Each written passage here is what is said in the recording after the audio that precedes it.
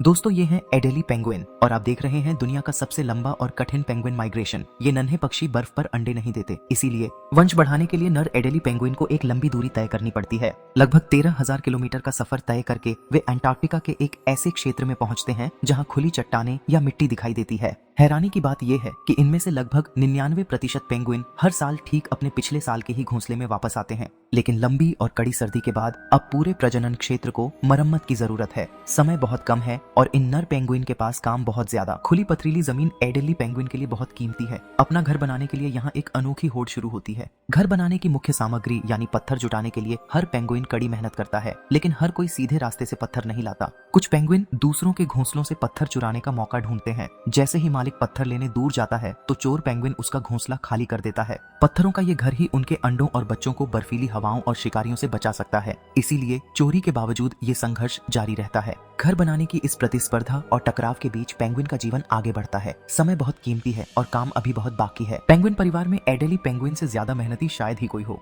इनका पूरा ध्यान बस अपने घोंसले को मजबूत बनाने पर होता है। ये समझदार नर पेंगुइन एक एक पत्थर को बहुत बारीकी से चुनते हैं।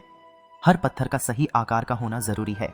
सही पत्थर ढूंढना कोई आसान काम नहीं है। इसमें घंटों की मेहनत लगती है, लेकिन उनका समर्पण वाकई काबिले तारीफ है। जहाँ कुछ पेंगुइन ईमानदारी से अपना घर बनाते हैं, वहीं कुछ शातिर पेंगुइन दूसरों की मेहनत चुराने की ताक में रहते हैं।